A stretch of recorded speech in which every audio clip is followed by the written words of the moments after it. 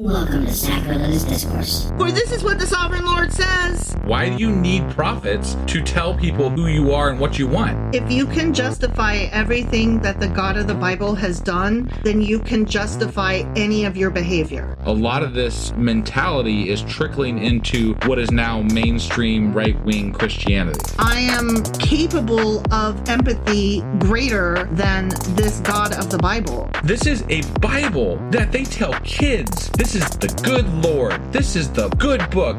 He is fantasizing about murder, mass murder. Head over to sacrilegiousdiscourse.com right now to find out how to leave us a review or support us on Patreon.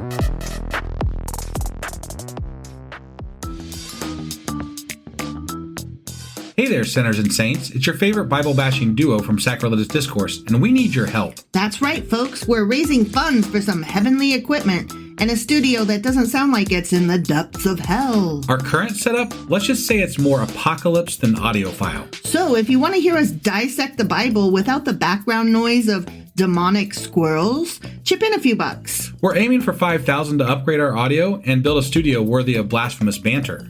Donate today and help us spread the good word of atheism. You can find a link right on our homepage, sacrilegiousdiscourse.com. Every dollar counts. Even if it's from your collection plate.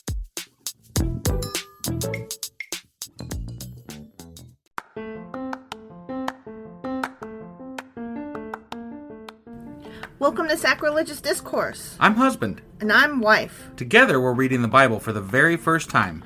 We grew up without religion and wanted to know what all the fuss was about. Well, what have we learned so far? That God is a dick, and apparently some people believe in talking donkeys. We're not trying to pass ourselves off as experts. Nope, we're just reading the Bible for the first time and giving our first take reaction. If you'd like to join us in this venture, you might consider starting at episode 1. Otherwise, jump in wherever you like. All right, let's go read the Bible. Yeah, let's get to it. Husband! Wife! Do you know what we're doing today? Well, today is Saturday, which usually means we're doing Q&A Saturday. That's right. And so what are we Qing and Aing today? Well, we had a few questions from chapters 30 through 34 of Isaiah. Yeah, we did. One of which involved birds. The fucking birds, man. But we're not getting to that till the end. I gotta wait till the fucking... That's the one thing I'm like, what is up with the goddamn birds? Well, we'll get there. What's that?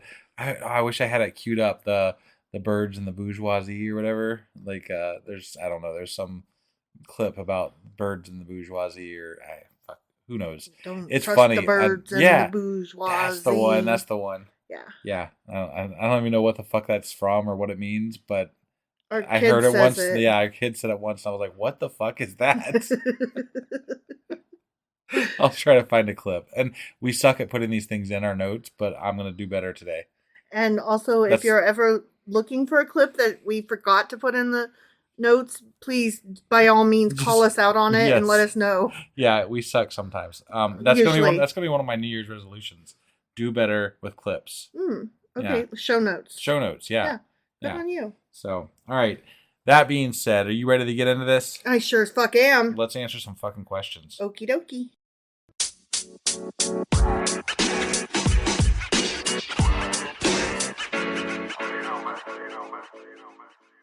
All right, so here is our Q&A over chapters 30 through 34 of Isaiah. Okay. First, I want to do a reminder that the book of Isaiah is divided into two main parts.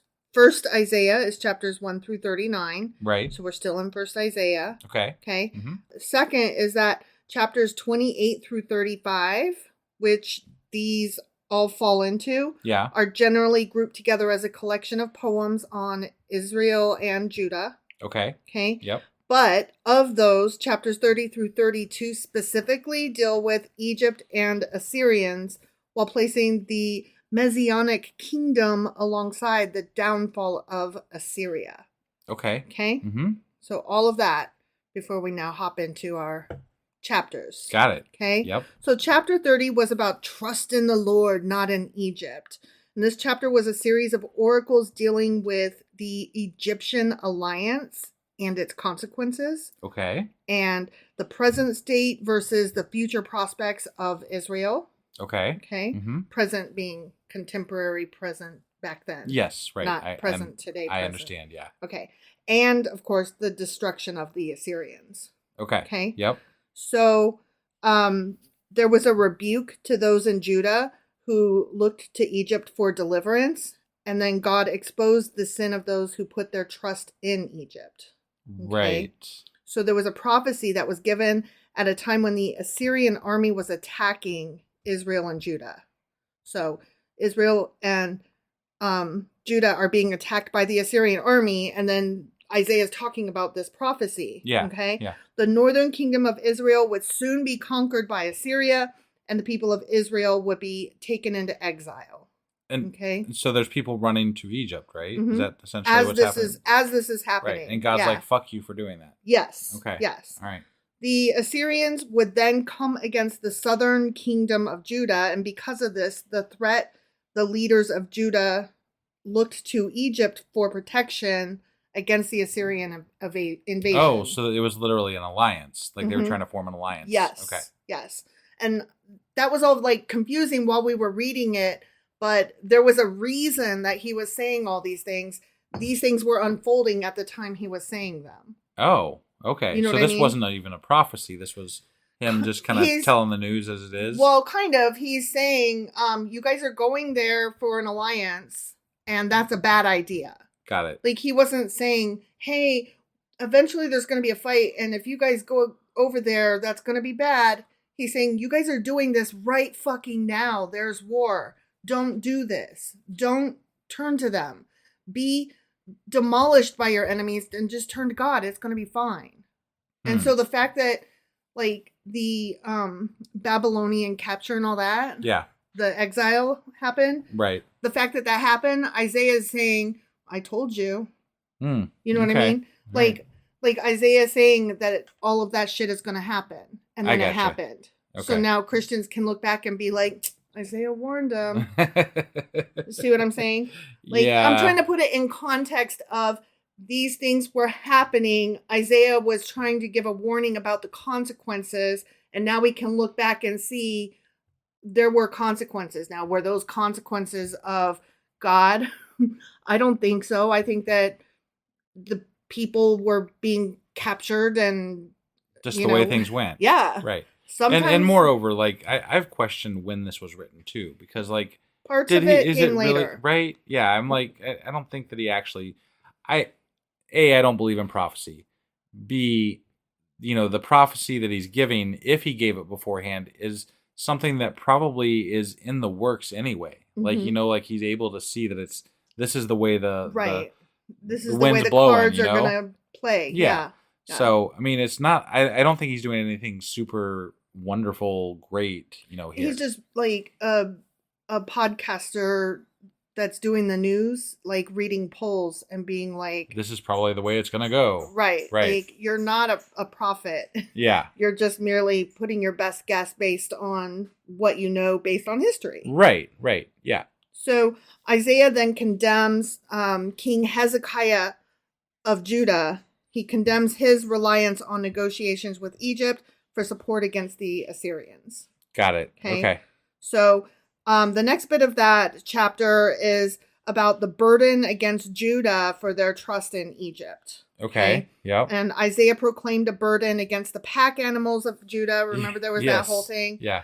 They would be the ones carrying the riches of Judah down to Egypt through the wilderness in a foolish attempt to purchase protection against the Assyrians. Right. So he's like, those poor animals carrying all that gold, that sucks for them. Yeah. Right. Then there was that whole, the Lord wanted Judah's rejection, like, documented. Right. Where they wrote it down on the scroll or whatever. Mm-hmm. Yeah. He wanted Judah's rejection of his message and his messengers to be documented. Right. Judah wanted to hear from the prophets and God's messengers, but they did not want to hear the truth from them. So, like, this was that part where they were like, stop talking your prophecies, your prophets. Yeah. Yeah. But tell us what we want to hear type thing. Yes. Yeah. But then there was also the fact that a lot of the prophets were drunk, as you pointed out. So, yeah. Like, and that's, I mean, like, how are you supposed to trust in people who are not trustworthy? And yeah, and how are you supposed to single out the one person that hypothetically? might be telling the truth. Right, yeah. Or might know what he's talking about. Sure. In this hypothetical situation, yes. How are you supposed to single that one person out that is theoretically giving you the good information? Right, exactly.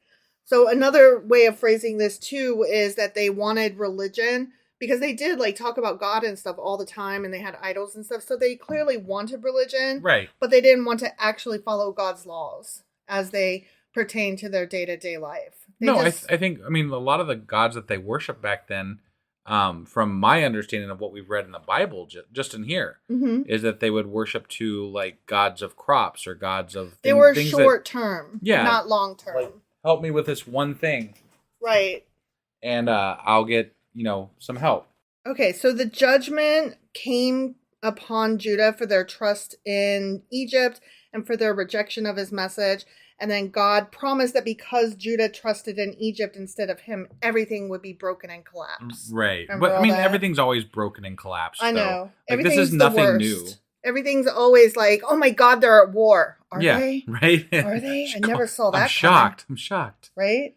And then Judah was brought low because of their self-reliance and their rejection of God's message. Okay. It's funny that you call what you call self-reliance, I call asking for help. Right. From their neighbors. Yeah. So then comes the blessing of restoration. Remember, that was like so weird. He's like, you guys suck, but I'm still going to let a few of you live or whatever. Yeah.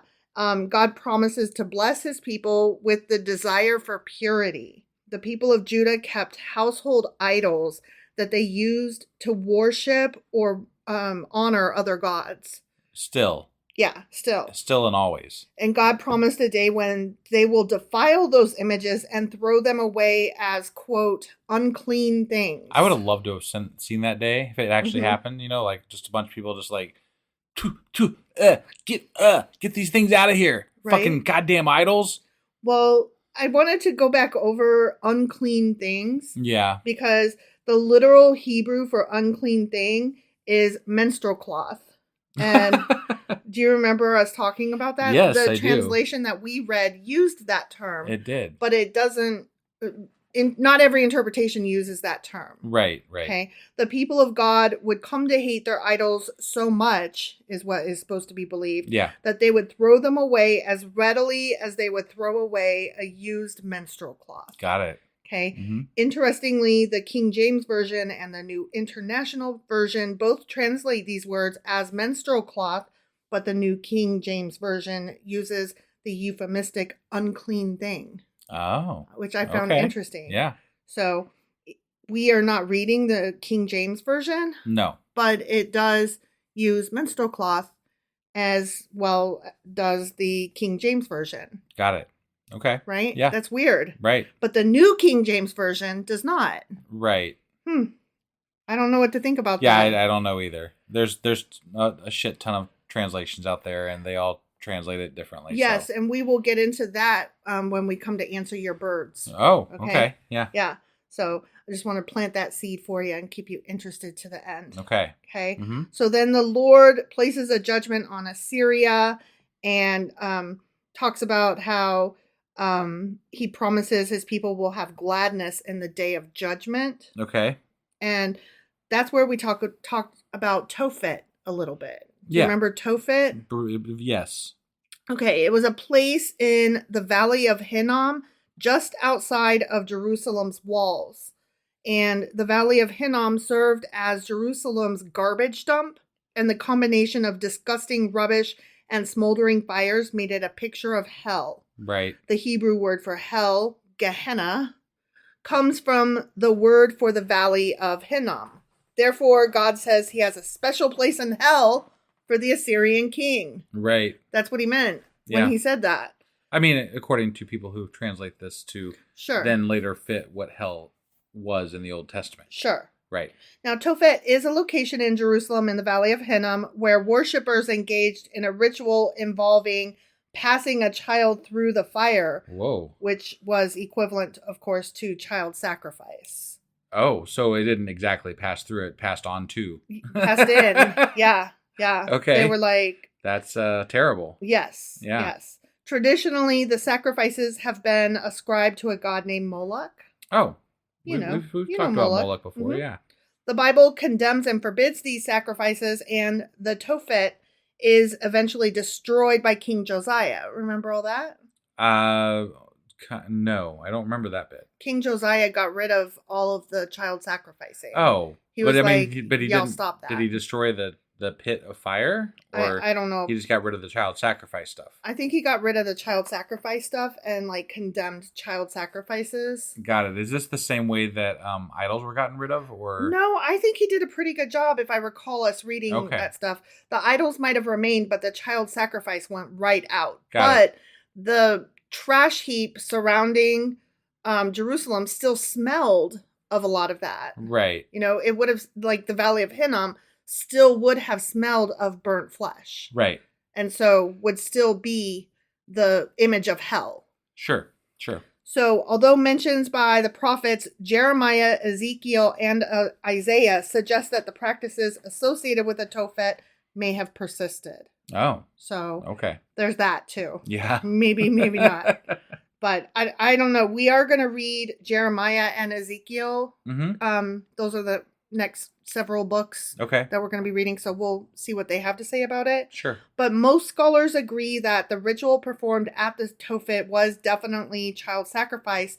And they connect it to similar episodes throughout the Bible and recorded in Phoenicia, whose inhabitants were referred to as Canaanites in the Bible, and Carthage by Hellenistic sources. Okay. So these things definitely happened. People were definitely doing child sacrifice. Yeah, that's horrible. Now, there is disagreement about whether the sacrifices were offered to a god named Molech. That's what a lot of people think. Right. But that may have just been like a catch-all phrase. Sure.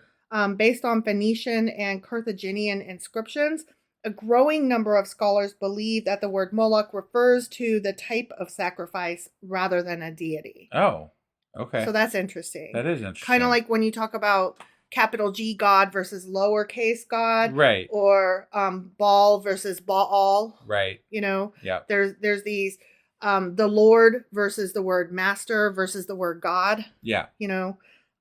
What exactly are we talking about here? Kind of depends on the context and dialect even. Sure. I mean, when we talked about Molech in the Bible, it sounded like they were talking about a god. It did, but that could have been a poor translation. Right. You know, right. we just don't know. Sure. There is currently a dispute as to whether these sacrifices were dedicated to Yahweh rather than a foreign deity. Oh. Yeah. Damn. So. Well, that could go back to, I know we did some reading about different sects of Judaism and stuff too. Early Judaism, where they felt like they were honoring Judah or Yahweh. Right. Even though the others were like, no, you're doing it wrong. Yeah. Yeah. So it could have just been misinterpreted. It could have been different interpretations of the Judean God. Yes. So yes.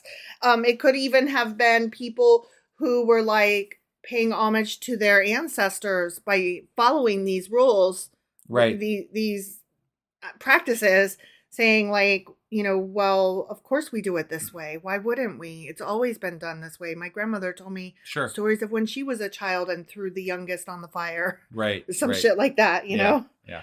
Archaeologists, let me try that again. Archaeologists have applied the term Tophet to large cemeteries of children found at Carthaginian sites that have traditionally been believed to house the victims of child sacrifice, as described by Hellenistic and biblical sources. So there are entire graveyards of children. That's crazy. Right? Yeah. This interpretation, however, is controversial. I could see why it would be. Right. Yeah. I mean, you wouldn't want to admit that that's part of your own God's past. Yes. Like your own mythology. Right. You wouldn't want to make that part of it. Right. You'd we have want no to deny. We have no problem throwing Egyptian gods and beliefs and practices under the bus, even though, you know, Egypt is still a place that exists today. Yeah.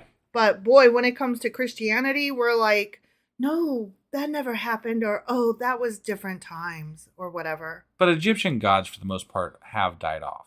Like, they're not... Right. I'm just you know. saying, like, as far as, like, the things that they did and practiced back then, like, we totally make fun of. Right? Yeah. But Well, not with Christianity. to be perfectly honest with you, I mean, that's part of my intent with what we're doing, is that I want to be at a point where we can just talk all those gods are silly. jovially about what we're discussing. Like this God and the things that we're reading about, they are absolutely ridiculous. Mm-hmm. They're over the top. They're clearly dangerous when people interpret them into such a way as that they feel perfectly fine throwing kids on a fucking fire. Right. And you have to be able, like, I want to, and I'm already at, but I want other people to be at a point where we can look at it and say, that's ridiculous. Yeah. That's like, what? Sometimes what even it's is funny, sometimes it's asinine, and sometimes it's fucking harmful. Right. But when it passes from something that we still follow and worship to something that was in our distant past that we can talk about as a mythology, mm-hmm. it doesn't hold as much sway as what it does now. Right. And it would be wonderful if we could actually talk about Christianity and Judaism as that, as right. something that has passed into mythology. Right. I don't have any illusions that that's going to happen in my lifetime, but I definitely want to contribute to it getting there. Yes. I agree. So, this interpretation is controversial, as I said. Sure. With some scholars arguing that the Tophets, or burial places, may have been children's cemeteries as opposed to, like, actual burial plots for sacrificed children. Sure. They were just, oh no, this is just where we where bury the children kids. get buried, yeah. Sure. Rejecting Hellenistic sources as anti-Carthaginian propaganda. Okay. So then we start getting political. But it sounds like there's a lot of like even biblical sources that are saying, no, this stuff was happening. Yeah. Oh, well, I mean, according to the Bible, it definitely happened. Yeah, right. So I don't know what to tell you. Yeah. You guys are the ones telling me to take this shit for reals. Right. Like, it happened. Yep. Others argue that not all burials in the Tophet were sacrifices. Okay. So, but some were. Some were, yeah. The Tophet and its location later became associated with divine punishment in Jewish eschatology. Okay. And that's where we get, the word hell and hellfires and all that. Sure. Okay. So that was chapter 30. Right. Okay. Now we're moving on to chapter 31. But that was all the first chapter we read? Mm-hmm. Holy shit. Right? Yeah. Interesting. We spent 20 minutes on that. Well, we had a lot to talk about. I mean, child sacrifice is a big topic in and of itself. Right. Yeah. So chapter 31 was about the Egyptians are men, not God. Right, yes. God will give victory, not Egypt. Yeah, that was, like, I don't know why we had to point that out, but okay. Right, exactly. So in this chapter, Isaiah confronted Judah with two sins. First, the sin of trusting in Egypt and their military might, and the sin of not looking to God. Which was essentially a recap of what we were going over in the last chapter. Yes. Judah felt that they had a reason to trust in chariots because they are numerous, and in horsemen because they are strong. Right. So they were like, we're being attacked. We have to ask for help from Egypt, and they are strong and they are willing. Why would we not? Dumb. Right. So, I have a verse here, verse 8. Then Assyria shall fall by a sword, not of man. We were kind of curious what that was about. Well, I'm assuming that's God. Yeah. But there's more to it. Okay. According to some scholars that I got these notes from, this was fulfilled exactly. The Assyrian army devastated almost the entire land of Judah and camped on the outskirts of Jerusalem, waiting to conquer the nation by defeating the capital city. And 2 Kings chapter 19 describes how God simply sent the angel of the Lord and killed 185,000 Assyrians in one night. Do you remember all that? I do remember that, yeah. That is what this is related to. So a lot of times when we're like, did this shit ever happen? We forget that, this shit was actually already talked about in 2 Kings. Right, but this is a lot like, I mean, we're using the Bible to prove the Bible. Yeah, exactly. I don't know. Exactly. Maybe there was something that happened I don't think God killed 185,000 people. No, that's true. But like maybe something happened, but that's right. Again, we're using the Bible to. Oh no, we're not using it, but yeah. I mean, that they are using the Bible to prove the Bible. Right. I'm trying to remember that this is all in context of itself. Like, right. We're reading stuff that we already read about. This is just basically an alternate perspective, and I keep forgetting that these are all different puzzle pieces. Got it. And that makes it very confusing for me. Sure. Okay, so that's all I had to say about chapter 31. Okay. Yeah. So now we're moving on to chapter 32. Unlike the previous chapters, this chapter makes no reference to the overthrow of the Assyrians. Right. So this is about the righteous king, the kingdom of righteousness, blessings coming from the king. Yeah, this was a pretty peaceful, good sounding chapter, wasn't it? Except for some of it, yes. Right. I mean, overall, compared to what we had been reading. Yeah. In the aftermath of Jerusalem's deliverance, a king comes and they talk about the blessings of the restoration from the king and the blessings of righteousness and integrity from the king. Right. And then there was a call to prepare for the coming of the Spirit. Yeah. And then the last half of that chapter was a warning to the women of Jerusalem. Right. So that's why I was like, yeah, okay, that was not good. That was not good. Yeah. Yeah, this threatening oration that Isaiah made is linked to other oracles of the return from exile. So we will be reading about other prophets in the coming chapters, and these are all linked to that. So we'll read more about... You mean in the coming books? Yeah, I said chapters and I meant books. I'm sorry. Right. Yeah. So we will be reading more about how men like to tell women to shut up. Yeah. So that's very exciting. In the name of God, though. Affectionately, shut the fuck up.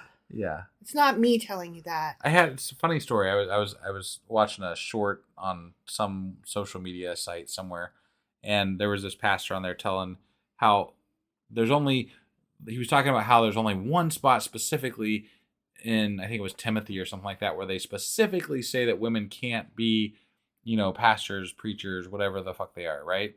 Mm-hmm. But he's like, but in other places it says that anybody can be that. So it's just, he was talking specifically about this one thing, and there was these people that were doing this other thing, and blah blah blah, and like excusing it all. But I'm like, he's excusing it by taking this one thing and saying that it was about something else, right? Mm-hmm. But he's also forgetting that the entire Bible is filled with all this anti-woman sentiment. Totally agree. But there is a question among different Protestant sects as to whether or not women can be in leadership positions. Right. And so I appreciate what he was saying is basically, yes, they can. Because when the Bible tells women you can't do that, whatever he was quoting and referring to is the only place, and it was directed at those specific women. No, and I'm all for them having power in those groups. I guess I'm railing against the idea that women, like, I struggle with how a woman could read the Bible and be like, I'm okay with any of this. No, totally agree with you. And I see what you're saying where you're like, how nice of you to find like one spot that you can defend of goodness. Like, right. Yay, you're not still on our team, though. Yeah, right. But I just wanted to point out that I do appreciate any time a man in Christianity is actually fighting for the rights of women to hold leadership positions within the Christian faith, because that is rare. It's better than the norm. How's that? Or it's better than the other half, or whatever the case is. Right. So look, I'm not here to defend this guy. I am here though to be honest and fair. And in fairness, that guy was actually doing a good thing. No, I get that. I'm not saying he's one of the worst ones that I've ever seen or anything like Christian. that. I'm just saying that I feel like by saying that it was forgetting all this other shit. Mm-hmm. I mean, we read about it. We've read about it all through the OT. Right. But these are, most of the things that we've read are the way men treat women and the way the people treat each other. The thing that he's quoting is specifically God telling women how to behave. Right. And what to do, and that they cannot be in leadership. Sure. Because they are doing wrong or whatever. Right. Okay. That's the difference. Yeah. Like, yes, by just being in there and not condemning it, that in and of itself is not approving of it, but promoting that it's okay. Right. By not condemning, you're saying you're accepting it. Sure. But there's a difference between accepting it and in this one place completely saying you can't do that. Right. And so I think that's what he was trying to say. Sure. I don't know. Whatever. Yeah. Anyway, blah, blah, blah, blah. So women need to stop being complacent and they need to repent. Yeah. And verse 9 shows that what roused the ire of the prophet was the careless unconcern and indifference of the women in face of the reiterated warnings he had uttered. So, right, but there's literally places in the Bible that we've already read that say that men are basically women's gods. Yeah. Like they are to do what their man says no matter what. Totally agree with you. Not arguing with you. Right. I feel like you're going back to the previous point. I'm just, it made me mad at the time. Like it made me mad that he's like. So you are going back to the previous point. Go on. I'm just saying it made me mad because he was like, these women are complacent. And I'm like, but they were told to be. Right. And it makes me mad. That's all. Sure. That's all. No, I just wanted to say again, makes me mad. I agree with you. And the Bible sucks and is sexist and gross. Right. So there you go. Okay. Then the chapter ends with blessings brought by the Spirit. The end. Yeah. Yay. Okay. And they weren't very blessy in my opinion. So chapter 33. Mm-hmm. Okay. We have come out of that short collection, but we are still in the group of poems on Israel and Judah. Okay. Judah. Jiminy Christmas. Sorry about that. Okay, so the Lord comes in judgment and graciousness. But he says, woe to plundering Assyria. But, yay for a prayer of God's people and the praise of God's people. And the Lord brings judgment. And then he brings the earth low. Remember, that was the whole back and forth. Like, I love you. I'm mad at you. Yeah. I love you. I hate you. Psychotic. Die. Don't die. Right. Yeah, it was really weird. So then there was the fire of the Lord. Okay, and at some point we talked about Zion is delivered and blessed. Yeah. And that was in verse 20, and it says, Zion, the city of our appointed feasts. Okay. Mm-hmm. The feasts that they were referring to are the 3 pilgrimage festivals of Passover, the weeks of Pentecost, Shavuot, okay, and Sukkot, which I'm sure I mispronounced that, apologies. The tabernacles, tents, or booths. Okay. So however those are pronounced, those are 3 Jewish holidays. That's the feast that they were talking about, the appointed feast. Okay. When the ancient Israelites living in the kingdom of Judah would make a pilgrimage to the temple in Jerusalem. I remember that. Yeah. That is still a thing today, actually. Sure. So, wow. Yeah. Okay, so chapter 34. We're getting to it. We're getting to your birds, okay? All right, yep. So, first of all, we have to talk about the Lord's wrath and the indignation of the Lord against the people. Okay? Mm-hmm. The fury and the completeness of the judgment of the Lord. Now, this section gives a horrifying picture of cosmic disaster. Mm-hmm. Remember, stars falling out the sky. Yeah, blotted out. It was bad. Cats and dogs living together. Mass hysteria. Okay, that's a Ghostbusters reference for those who didn't know. And I was holding on to that one since we first read about it. This section, I just said that, blah, blah, blah, brings to an end not just enemy nations, but also the host of heaven and the skies. Right. So everything. Right. In the immediate context, Isaiah continues his prophecy of the coming judgment against the Assyrians. So that's what it meant on a small scale. Yeah. Okay. But in the larger context, we're supposed to see this passage as an announcement of the judgment to come upon the nations during the time of tribulations. Which is maybe Revelation's second coming type thing for Christians. Yeah, it's the time. It's capital T tribulation. It's not a right, quote unquote an opinion. Yeah, it's a thing that is supposed to happen after the rapture.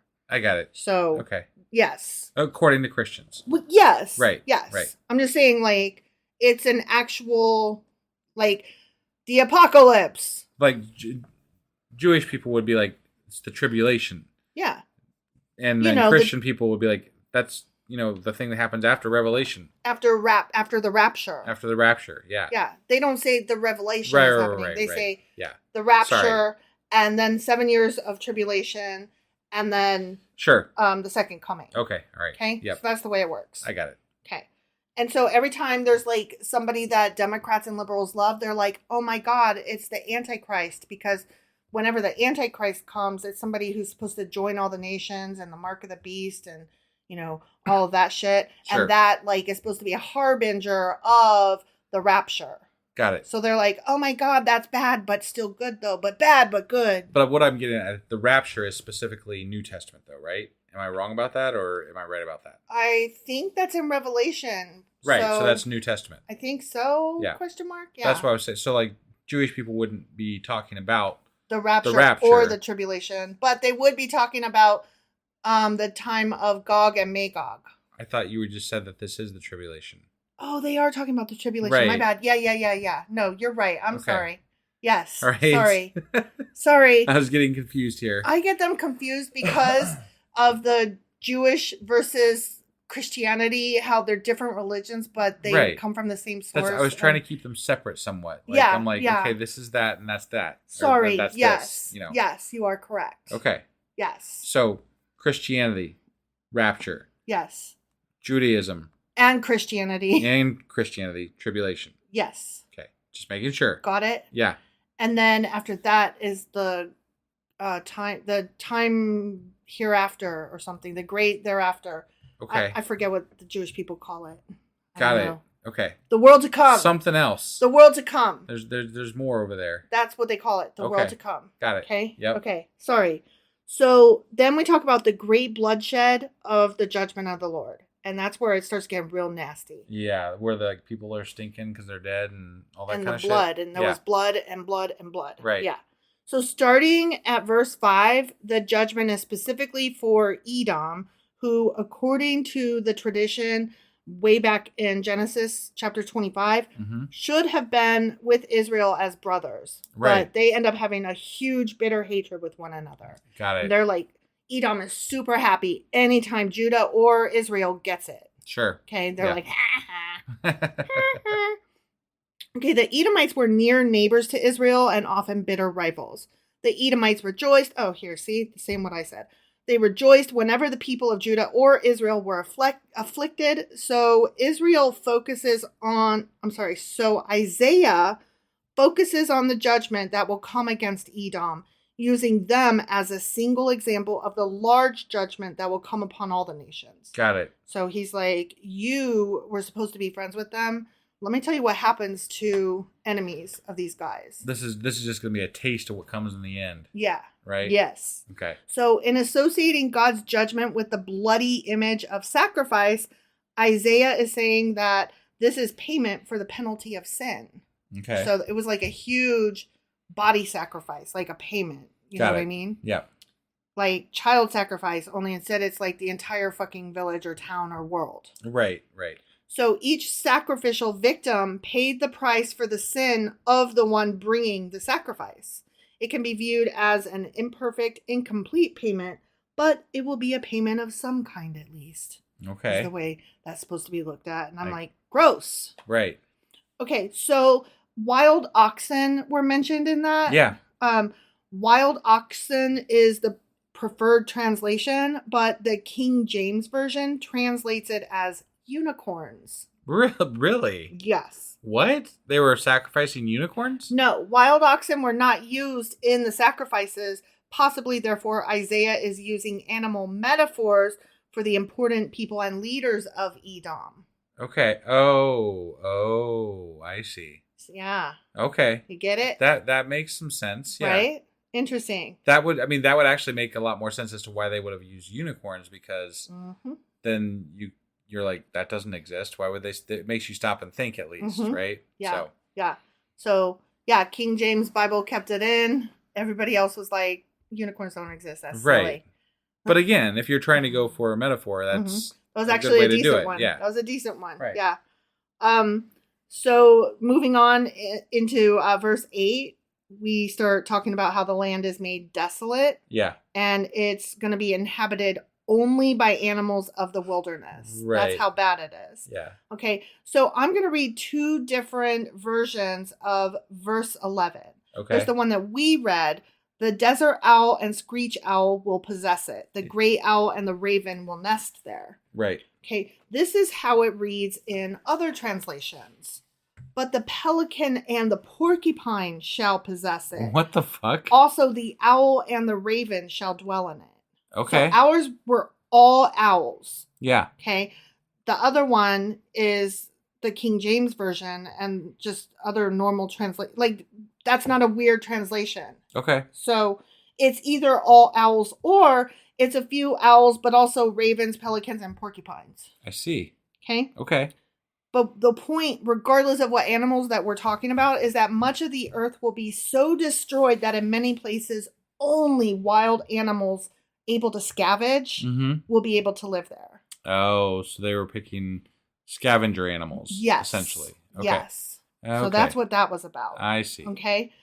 Now, moving on to verse 14. And this is where your birds come in. But I'm not quite there yet because that's in 14b, the second part of that verse. Okay. Okay. So we're starting with 14a, the first part of verse 14. All right. Desert creatures will meet with hyenas and wild goats will bleat to each other. Do you remember that? Yes. Okay. The King James Version translates wild goat as satyr, which was a mythical demonic creature. Right. So you know what a satyr is, right? Yeah. Like It's we're like thinking half man, half goat type Mr. deal, right? Tumnus from like Right. The Lion, the Witch, and the Wardrobe. Right. And I think I commented at the time that the imagery of the goat and the area is very devilish, like, Yes. Satan like, type, scapegoat kind of. Yeah. Harkening back to that. For sure. The Hebrew word here is sair, S-A-I-R, which as an adjective means hairy, and that harkens back to Genesis chapter 27, and as a noun refers to a male goat, as referred to in Genesis chapter 37 and Leviticus chapter 4. It is possible that Isaiah meant that wild goats would inhabit the desolate regions of Edom, or he may have meant that it will be the haunt of demonic spirits. Okay. I mean, that with the unicorns and also with the Lilith reference, let us not forget. Right. Kind of makes me think I think he was maybe demonic. talking about demons. Right. Yeah. No, I mean, that's how I kind of took it. So. So, okay. Verse 14b. And also sorry, we're not quite at your birds yet, okay? Now we're getting into Lilith, okay? Also, the night creature shall rest there and find for herself a place of rest. Herself. Got yes. it. Okay. Night creature, also screech owl, translated from Hebrew as Lilith, the feminine form of the word night, on the basis of an apparent Akkadian cognate, which used the term as the name of a demon. Okay. Later Jewish legends also identified Lilith as a demon. Right. Old Jewish superstitions make Lilith a person who was a beautiful demon of the night and who seduced men and killed children. It is possible that Isaiah used the term to describe the demonic habitation of Edom after God's judgment. And that's what I tend to think he was going for. Otherwise, he's used three different terms that at least have that double meaning. He's trying to paint that image, if not say specifically, they're going to be demons. Right. He wants you to understand it's going to be hell on earth. Yeah. That's what it seems like to me. Yeah. Just to reiterate, if we have anybody new that hopped on today, and today's your very first episode ever, we did cover Lilith in one of our earlier episodes. So highly recommend that you go give that a listen if you're interested in that topic. It was a pretty good one. Yeah. Okay. So now we get into your birds. Okay. I'm going to read two different versions of the verse again. Okay. Okay. The one that we read said, "The owl will nest there and lay eggs. She will hatch them and care for her young under the shadow of her wings. There also the falcons will gather, each with its mate." Right. Okay. Yep. Now here is the other very common translation. "There the arrow snake shall make her nest and lay eggs and hatch and gather them under her shadow. there also shall the hawks be gathered, everyone with her mate. So it was less about like birds, like having nests and mating and Right. hatching eggs.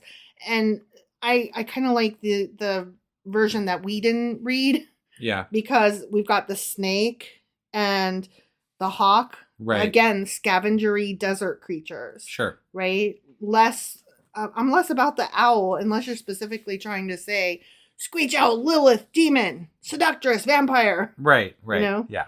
So it was less about the birds and more about just scavengery animals will be the only thing that can live here. And when they hatch their eggs, they will hold them close because other things are scavenging too. Yes. Right. Exactly. Got it. Exactly.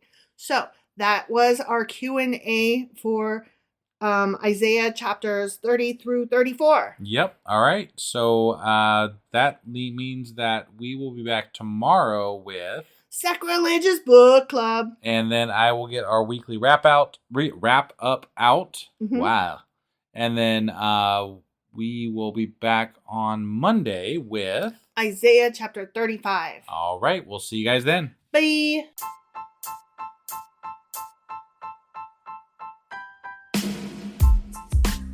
Hey, wife. I guess that's the end?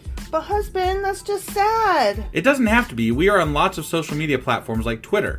Our handle there is sacrilegious_D. For D's nuts. Oh my God.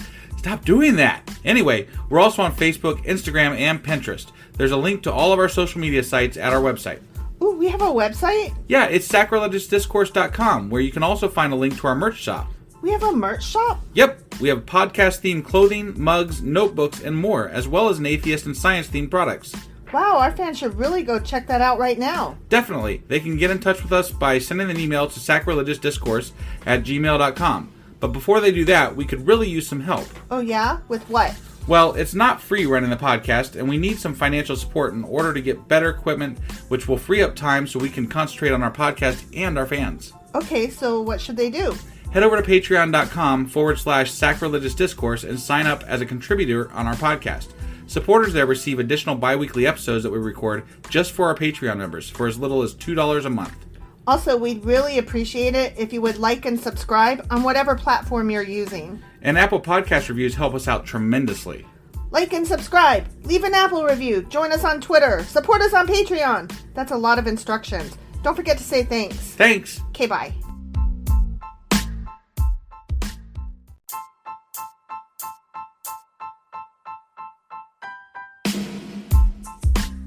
Hey, wife. I guess that's the end? But husband, that's just sad. It doesn't have to be. We are on lots of social media platforms like Twitter. Our handle there is sacrilegious_D. For D's nuts. Oh my God. Stop doing that. Anyway, we're also on Facebook, Instagram, and Pinterest. There's a link to all of our social media sites at our website.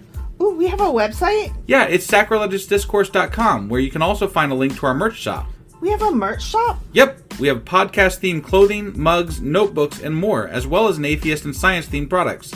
Wow, our fans should really go check that out right now. Definitely. They can get in touch with us by sending an email to sacrilegiousdiscourse@gmail.com. But before they do that, we could really use some help. Oh yeah? With what? Well, it's not free running the podcast, and we need some financial support in order to get better equipment, which will free up time so we can concentrate on our podcast and our fans. Okay, so what should they do? Head over to patreon.com/sacrilegiousdiscourse and sign up as a contributor on our podcast. Supporters there receive additional bi-weekly episodes that we record just for our Patreon members for as little as $2 a month. Also, we'd really appreciate it if you would like and subscribe on whatever platform you're using. And Apple Podcast reviews help us out tremendously. Like and subscribe. Leave an Apple review. Join us on Twitter. Support us on Patreon. That's a lot of instructions. Don't forget to say thanks. Thanks. Okay, bye.